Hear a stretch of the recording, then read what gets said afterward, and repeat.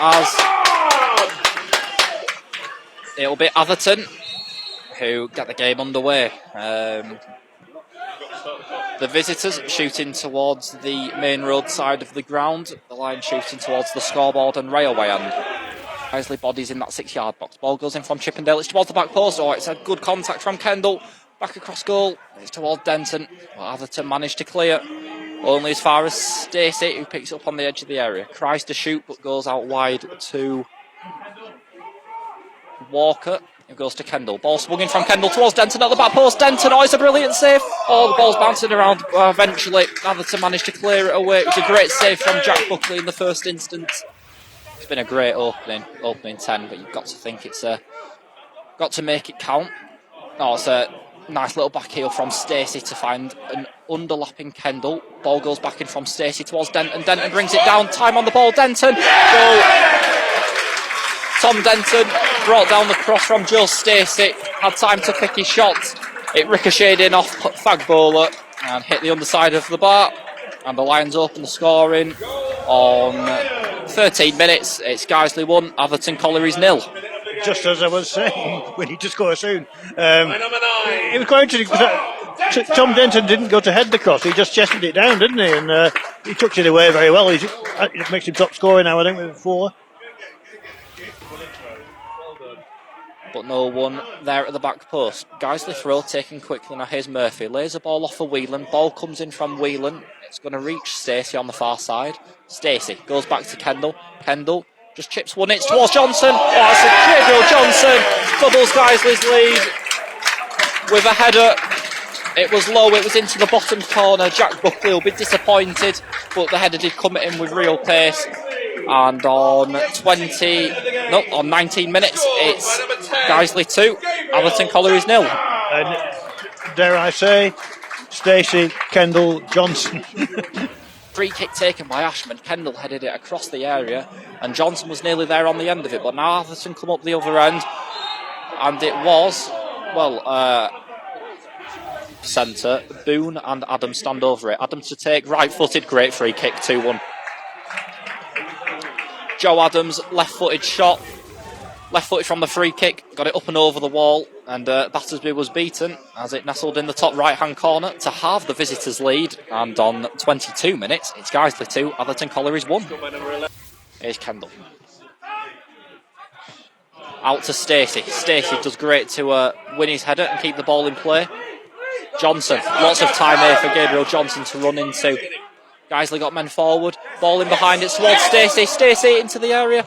Oh, Stacey looked to get the ball pulled back across the face of goal, but Jordan Boone didn't take any chances. And to take, Rydel takes one shot. Guiseley are alert to it.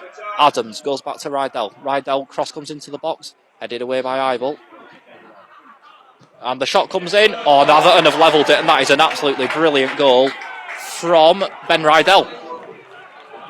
Jamil Ivor's header wasn't powerful enough. An Atherton player got a touch on the ball, and it just seemed to drop at the feet of Rydel, who leathered it first time. Battersby didn't move into the bottom left-hand corner, and just like that, it's Guiseley 2, Atherton Collieries 2, and Mansell will pick it up, but he's being forced backwards by Kendall. But eventually, guys like a great forward here. Whelan is hacked to ground, but Stacey comes away with the ball. He's got Johnson with him. Johnson wanted it earlier. Stacey is running down the left side. Looked like the cross wasn't on, but it was. But it's over everybody. Johnson gets it back into the area. Tom Denton looked like it was there. And then the ball's headed away only as far as Callum Chippendale, who's left-footed half volley. He's always rising, but the ball manages to find its way back to Battersby. Long ball up to Denton. Denton was being held. Murphy is in the area and has done well here. And Callum Murphy wins a penalty for Guiseley. That was almost identical to the one at Gainsborough, and I'm going to say again, I thought it was soft.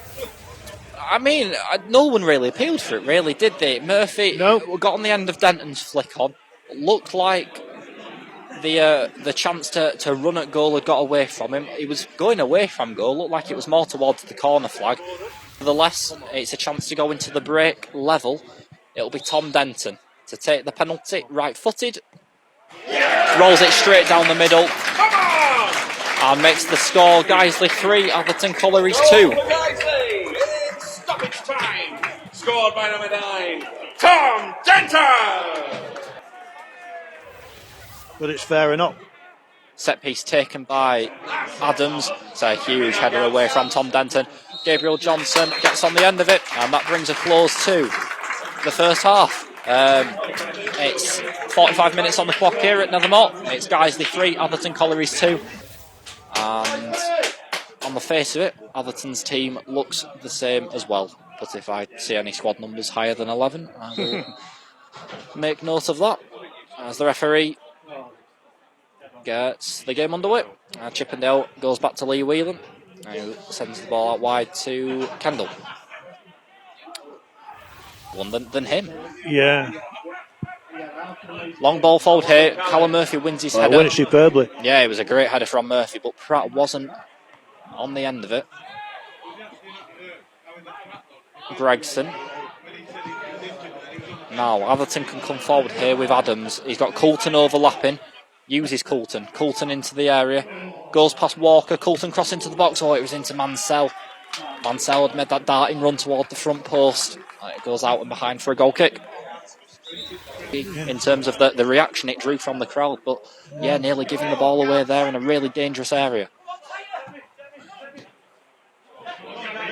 Johnson into Murphy. Brilliant one-touch football from the Lions here.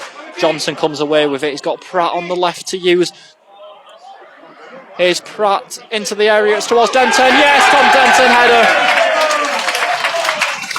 Tom Denton makes it 4-2 to the Lions, and that's a really well-worked goal from Guiseley.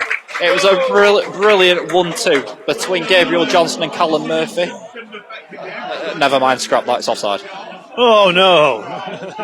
Oh, I hadn't seen that. Yep, never mind. Well, no. Chasing after it, and Johnson's going to get there. Cross into the box, it's towards Denton. Boone takes no chances, and no, Denton got ahead on it. Oh, was it Denton? No, I thought Boone had headed that one behind there. Kendall. Cross goes into the box, it's towards Murphy. Murphy gets a head on it. Oh, it's just over the crossbar. That's a great effort. And behind for a goal kick. Great effort. Brilliant delivery into the box from Reece Kendall. Callum Murphy did really well with it, wasn't he? He was running onto it at full speed. It was an old-fashioned back header, wasn't it? Back bowler does. Denton dinks the ball in behind for, I think it's Whelan. Ball goes back into the area. Tom Pratt takes the shot. It's blocked. It's blocked into the back of Harvey Gregson and behind for a Guiseley corner. Into Murphy. It's Whelan. Goes back out wide to Ashman. Nice little triangles between the Irish two and Ashman. Murphy. Ashman's men are running behind. Ashman gets the cross across. Oh, Tom Pratt with the header, and it's a brilliant save by Jack Buckley. Buckley tips it over the crossbar. It deserved a goal at the end of it, really. It was great play between Whelan, Murphy and Ashman. Nice little triangles. Fashioned the opportunity. Header from Tom Pratt.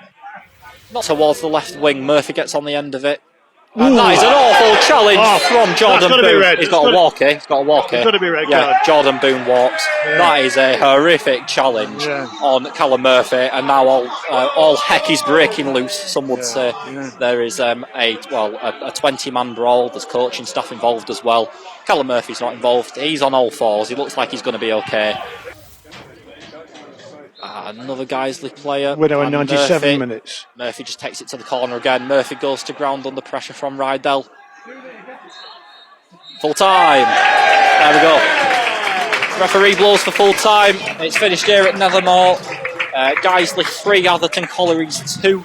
Yeah, like I say, probably the maddest 30 minutes, and that's typical of this league, I think. I've played around it for a few times, and I said to the lads before the game, it's mentality, good habits.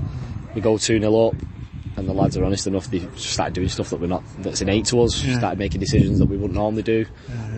Started making decisions that if that was Saturday we wouldn't normally do. And it cost us. I said to the lads before the game, if we give a team like Atherton any sort of sniff, they jump all over it. And then, like you say, the momentum changed. They were getting bodies forward. They started pressing a bit higher, pressing a bit harder. But lads grinded it out. I said, in this league, sometimes you win dirty.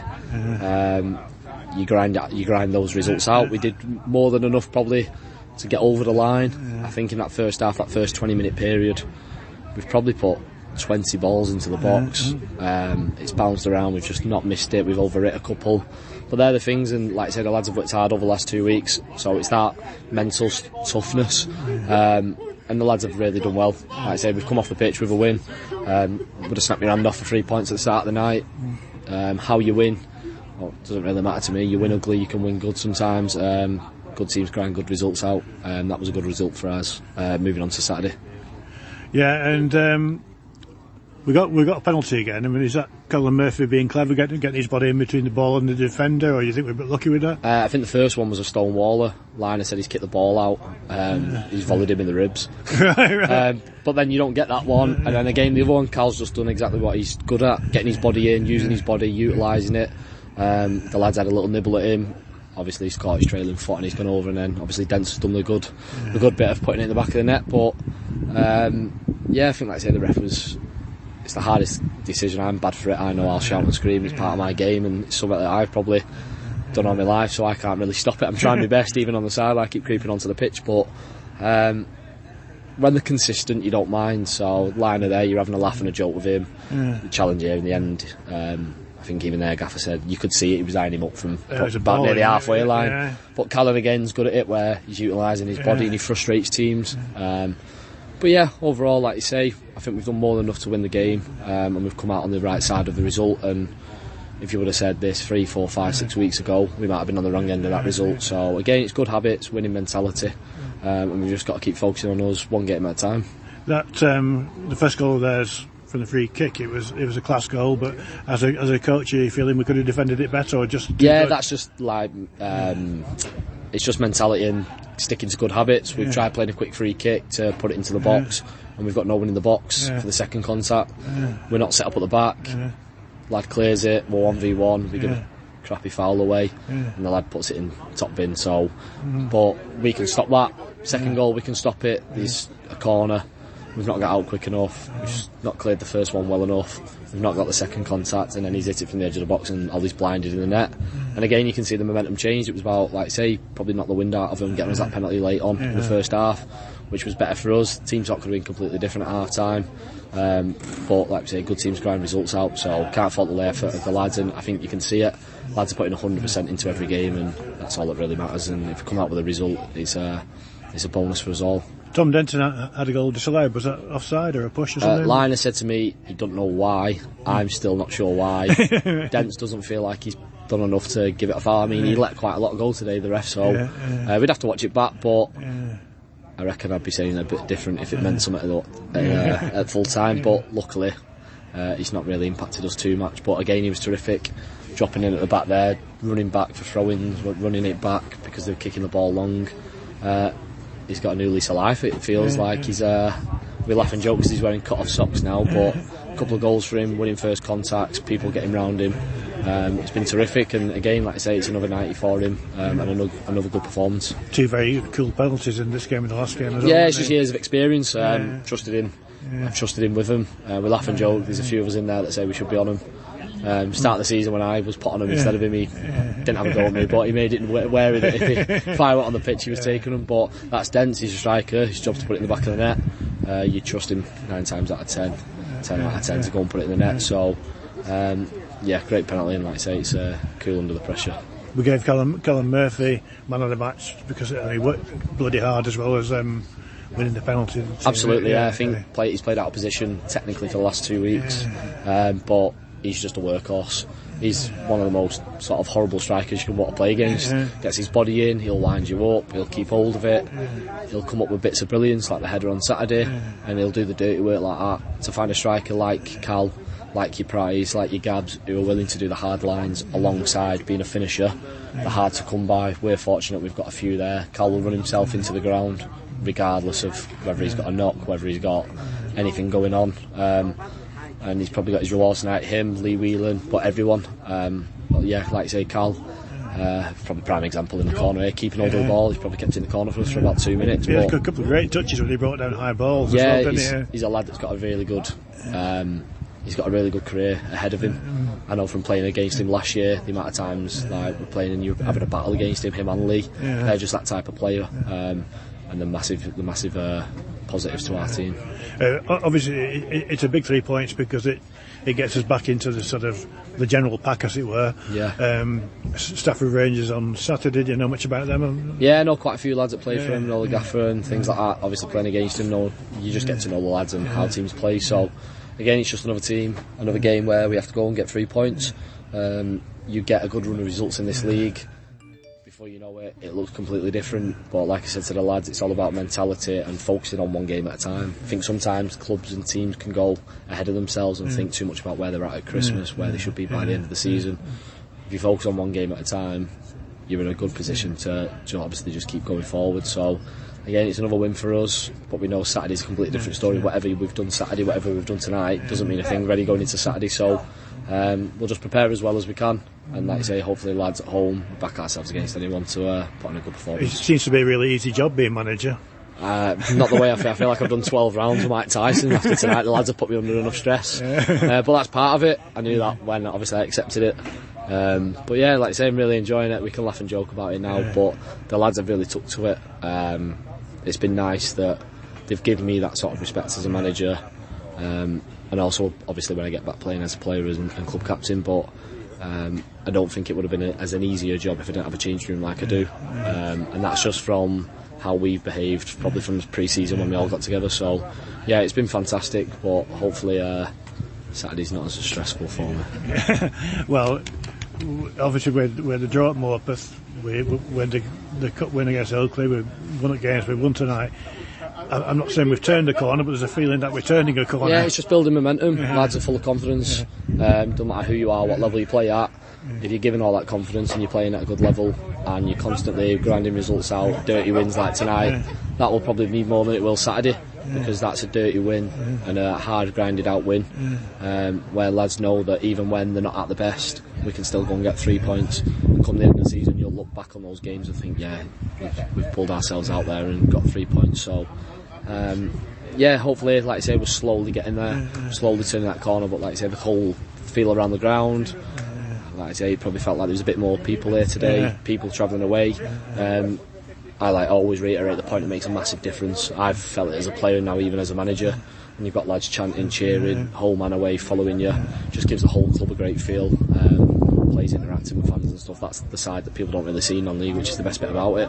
It's a privilege to obviously play football, and we're lucky to do it in front of 500, 600, 700 fans. So yeah, like I say, just to keep asking them to keep supporting, because hopefully, like I say, it's nice that the positive results are reflecting around the ground as well. So yeah, it's been great.